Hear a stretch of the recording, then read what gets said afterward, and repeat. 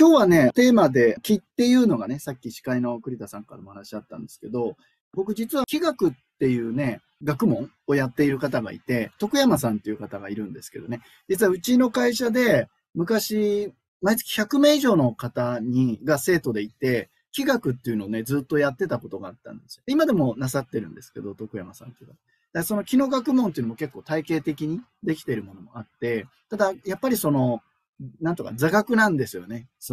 気とは何ぞや、みたいな話なんですけど。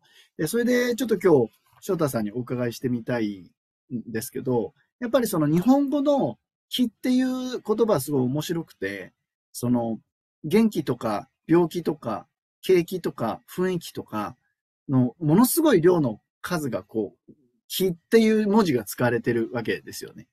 で、合気道もある意味合気道なので気を使っているという領域に入るんでしょうけど、この気っていうのはそもそも何だっていう話もちょっと一回聞いてみたいなと前から思ってたんですが、もしかしたらこうかなとか、はい。上柴さんこう思ってたかもとか、石田さんのおじいちゃまがこう思ってたかもでもいいんですけど、はい。完璧な答えでなくていいので、ディスカッションしながら少し言葉を多めに解明したいなと今日思ってるんですけど、はい。どう思います？なんでしょう。僕はその合気道をやっていて、で、結構気を出せ、気を出せと言われるんですよね。でも、気を出せっていうのは先生から先生から気をや出せ、っぱり言われるんです。え気を出すようにとかなんか言われるんですけども、結論ですね、先生自身も気とかは分かってなくて、分かってないんだ。分かってないですね。で、はいはい。ちなみに昔って多分僕が生まれる頃なんですけども、はい。キーマガジンっていう雑誌があったんですよ。キーマガジンっていうの。平山さんご存知ないですかね。で、今ちょうど僕もはい。本持ってて、これ文字消えちゃってるんですけど、青木博之先生の、これ今キーマガジンって書いてあるんですけども、あるんですか？そうですね。これもたまたま昨日手に入って読んでいて、またタイムリーなことが多いですね。昨日手に入ったっていう。もうそうですね。もうタイムリーなことばっか今日話すと思いますけども。ありがとうございます。で、気ってのは、はい。やっぱその元気とかさっきおっしゃった景気とかもそうですけども、うん。その空間を変えてしまうエネルギーだと思うんですよね。うーん。で、例えば合気道の場合って、なんかはい。こう、指を張ってですね、はい。合気道って指を張るんですよ。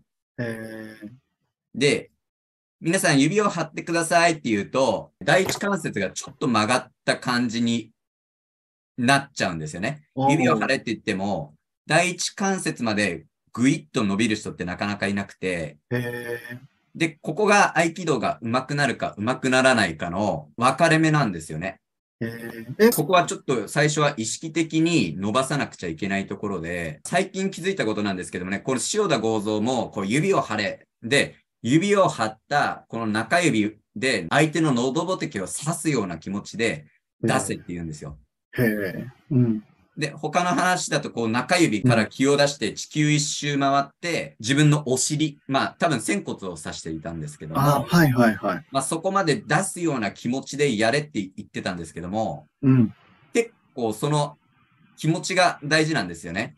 あーだからただ指を張るだけじゃなくて、外にうん。こう出して、外を変えていくような、うん。外の空間を変えていくような、そのエネルギーが、まあ、必要だったんだなって、もう今になってようやく、もう10年、5年前ぐらいにもうだいぶ聞いて、指を張れ、指を張れって言われてきたけども、その重要性っていうのが、ようやく、本当最近分かってきたというか、へえ。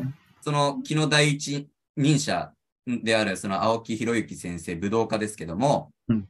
東当てっていう、遠当て遠当て東当て、遠くを、まあ、当てる。当てる。普通に当てるなんですけ遠ども、当てっていうの。はっっていう気合を出して相手を動けなくさせちゃうんですよ。できるんですか？で、できるんです。へえ。で、僕も最近 YouTube コラボして、YouTube まだ上がってないんですけども、はい。体感しましたね。された側として。そうですね。うん。今、ちなみに現在87歳です。動けなくなるんですか？塩田さんでも。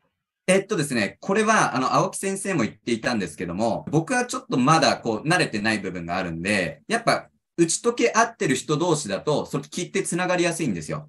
やっぱり。うんうんうん。なので、僕もそれはちょっと悔しいと思うんですよ。僕もその先生に教わるときは、その先生の生徒になりきろうと思うんですけども、うん。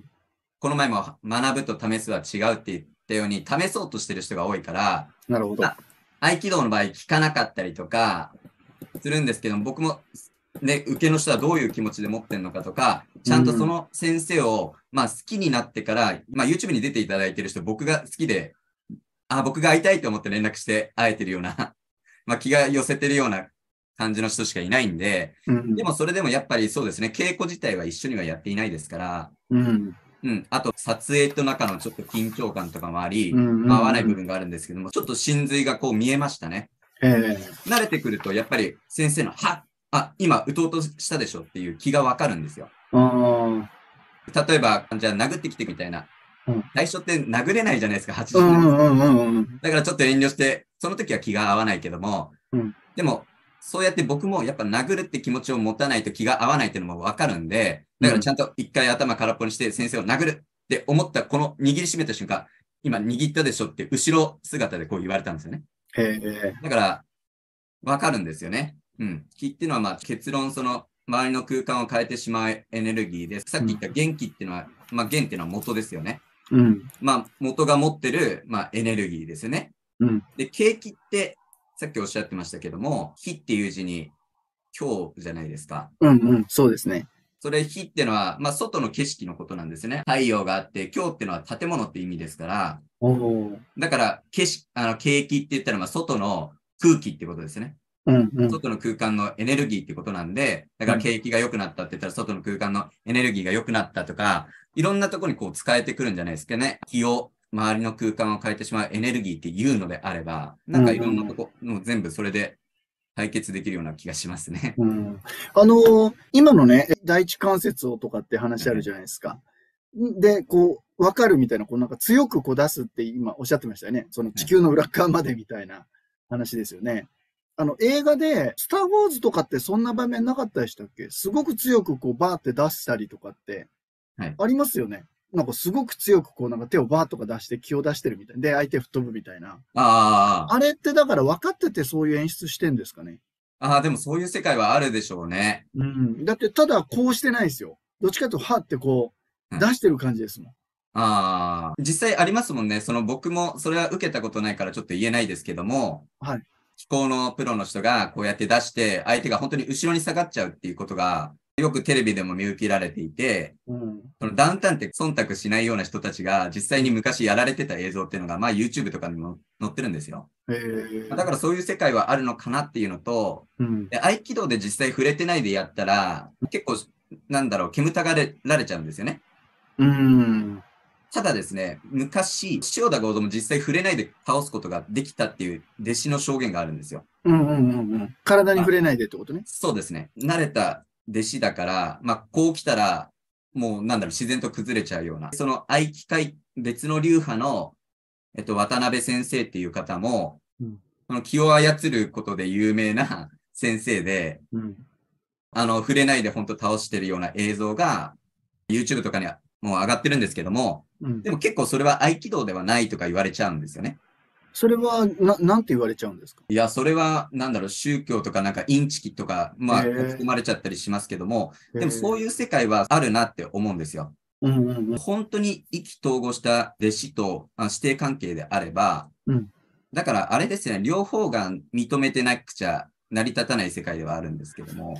そうですよね。僕言ったかな、量子力学で、よく量子もつれっていうのが解明されてて、関係を持った存在同士は、どんなに距離が離れてても、片方が決めた瞬間、もう一方も決まってるっていうのが、解明されてるんですよ、物理学の世界。物理学とか量子力学の世界。ただ、関係を過去持ったことがある。それがペアみたいになってるんだけど、引き離しても、距離はもう関係なく、一方が決めたら相手はもう決まってるみたいなのがあるんですよ。それ量子もつれって言っても解明されてるんですよ。だからそれとなんか非常に近い気がしますね、僕。全く無関係なもの同士だとそうならないけど、何らかの関係を過去持ったことがあるものは、どんなに距離が離れてても繋がってるってこと。無意識のうちにずっと繋がってるっていうことが、もう完全に、なんていうの、解明されてるんですよ、量子もつれって。量子もつれって言うんですね。はい、はい。で、実際、青木先生もそれできちゃうんですよね。今日、初っ端からちょっとスピリチュアルっぽくなってるんですけども。全然 OK です、全然 OK です。僕なんか現実主義ですから、そんな世界もあるんだろうなっていう、まあ僕はできないですけども、今、さっきちょっとこの講演会が始まる前に、もう売られてはない本なんですけどもね、この、見えないか。光に舞うっていう本を読んでいて、それ面白そうですね。面白いですね。青木先生も気を操るにはどんな訓練をしてきたかみたいな、はい。話があるんですけども、やっぱりそういう訓練をお弟子さんたちもしてるので、例えばブラジルにいる人が、先生具合悪いんじゃないですかって、本当に具合悪い時に連絡が来るとか、うん。だから、気ってのは時空っていうのかな、距離を関係なく、なんか操作できるんだなっていうのと、あと、これ面白いですよ。この前も言ったかもしれないですけども、YouTube で残ってるんで、ぜひ見てほしいんですけども、英語で入れないと出てこないかもしれないです。イギリスの BBC の、テレビで青木先生を特集してるのがあるんですよ。で、実際こう訓練をすると、この真後ろにいる人がこう剣で切るような動作をする前にこう避けれたりする、練習風景があって、で、それをじゃあ遠くにいてもできるかみたいな、襖を通してその剣を切る人が見えないようなところにいて、で、訓練するんですけど、それもできちゃうんですよ、やっぱ。避けれちゃうんですよ。襖とか見えないところをちょっと遠くにいても、今切ろうとしたっていうのを。で、カメラは両方撮ってるんですよ。だから、本当にその、瞬間がわかるっていうのがあって、なんでしょうね。今の時代ではあまりこう、見たことはないですけども、そういうことがあったんだなっていう僕は不思議に思いましたね。僕も青木先生一回お会いしてみたいな、めっちゃ興味ある。っていうか、その本もね、ちょっと見てみたいですし、はい。その塩田さんとこうやって話していくの、またその深みがもっと出て話ができるような気がしますよね。青木先生もね、もうあと、それは10年もね、経ったら、もうね、普通に寿命じゃないですか。そうですよ。10年経つか経たないかでしょ。なんかちょっとね、教えていただきたいものはたくさんありますよね。はい。でね。それで、遠当てっていうさっきおっしゃったじゃないですか。青木先生がなさってる。それもある意味そうでしょ。その距離があるけど、なんていうの手を当ててないけど、もうその相手がわかるわけじゃないですか。ふってこう固まるとかっていう。はい。これもだから、何かの気を使ってるってことですよね。空間上にある何かですよね。そうですね。で、この僕が生まれる前ぐらいですけど、その青木先生はやっぱ気の第一人者で、その世界中結構その気がすごいっていうことで呼ばれてたんですよ。で、イタリアだったかフランスだったか忘れたんですけども、そのノウハウを取ったんですよね。青木先生の。はい。実際攻撃をする人と青木先生のノウハウを取って、で、瞬間同じなんですよ。撃つって言った時と止めようとしてる時の瞬間って同じなんですよ。青木先生のノウハウが。そうですね。なんかね、来るぞとかいう考えもなく、特に無なんですよね。無にしてれば相手と一体になれるって言ってるんですけども、だからなんかわかるらしいです。なるほどね。それも興味あるな。脳波がシータとかベータとか取ったら分かってるんでしょうね。その当時の研究があるんだったら。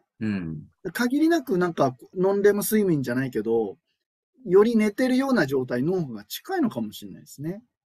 禅とか、そういうのもそうじゃないですか、結局。よりその状態にも、意識をしながら、その状態に近づけられてるんですよね、脳波的にはね。多分。そうですね。いや、意識してんのかわかんないですけども、もう本当に無になってるような。そうですよね。だから、目覚めてるけど、寝てはないけど、普通の人間がね、こう睡眠してるようなレベルの脳波になってたりとかするんでしょうね、きっとね。